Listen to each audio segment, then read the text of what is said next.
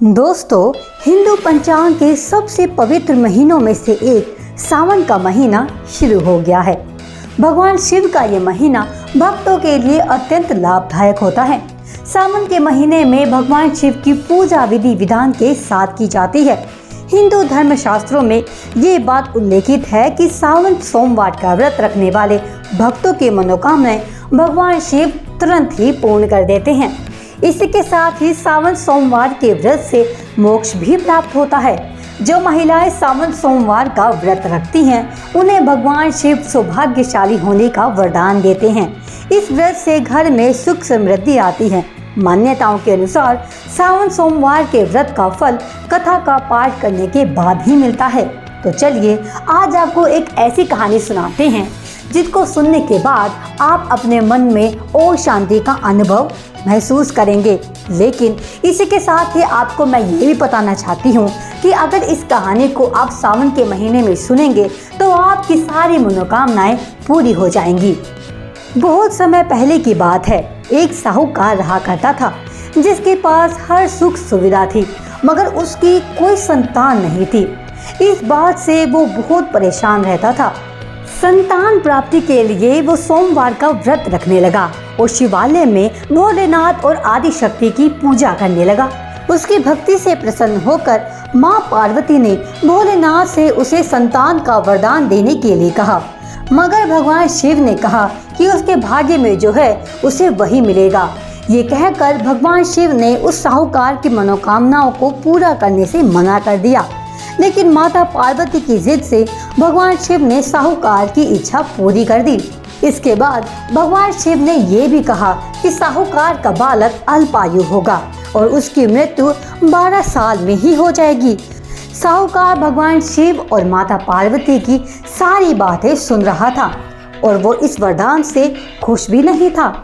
भगवान शिव का वरदान पूरा हुआ। जब साहूकार का बेटा 11 साल का हुआ तो उसे उसके मामा के साथ साहूकार ने ज्ञान प्राप्ति के लिए काशी रवाना कर दिया। उसने अपने बेटे और बेटे के मामा को धन दे दिया। धन देने के साथ उसने ये भी आदेश दिया कि वो रास्ते में इस धन से यज्ञ करवाए और ब्राह्मणों को भोजन करवाए। रास्ते में दोनों एक नगर के पास से गुजरे जहाँ के राजा की बेटी की शादी होने वाली थी।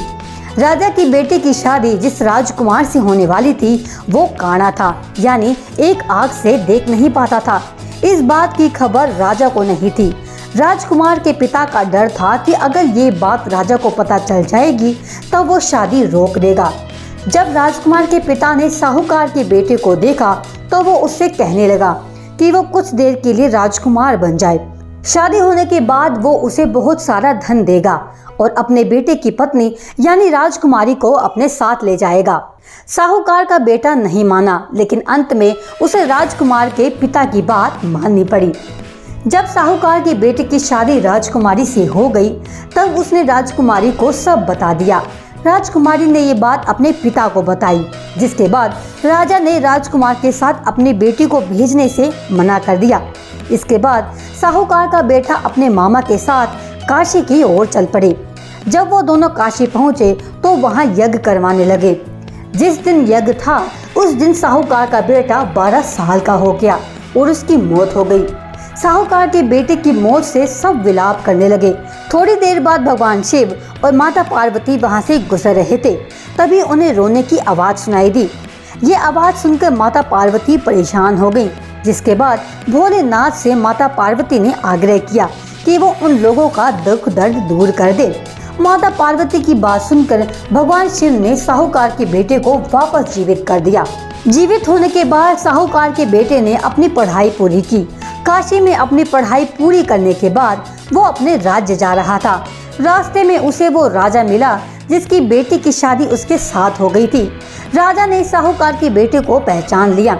राजा ने साहूकार के बेटे के साथ अपनी बेटी की वापस शादी करवा दी और अपनी बेटी को साहूकार के बेटे के साथ विदा कर दिया। उनके लिए हुए प्रण के अनुसार अगर उनका बेटा वापस नहीं लौटता तो वो अपनी जान दे देते, मगर ऐसा नहीं हुआ और उनका बेटा वापस आ गया। अपने बेटे के साथ बहू को देखकर साहूकार और उसकी पत्नी बहुत खुश हुए। अपने बेटे को जिंदा देखकर साहूकार और उसके परिवार वाले बेहद खुश हुए। लेकिन उसी रात भगवान शिव साहूकार के सपने में आए और सपने में आकर भगवान शिव साहूकार से कहते हैं कि हे साहूकार, तेरे 16 सोमवार के व्रत रखने के कारण मैंने तेरे बेटे की आयु और बढ़ा दी है। वो अच्छे से अब अपनी जिंदगी बिता सकेगा। तो दोस्तों, साहूकार ने सावन के व्रत रखने से अपने बेटे की आयु बढ़वा दी और इसके साथ ही वो पूरी जिंदगी खुशी और हर्षोल्लास के साथ रहा। तो दोस्तों, आप भी सावन के महीने में व्रत जरूर रखें और अपना और अपने परिवार का ख्याल रखकर भगवान शिव को प्रसन्न करें। अगर आपको ये वीडियो अच्छी लगी हो तो कमेंट बॉक्स में कमेंट करके ज़रूर बताएं।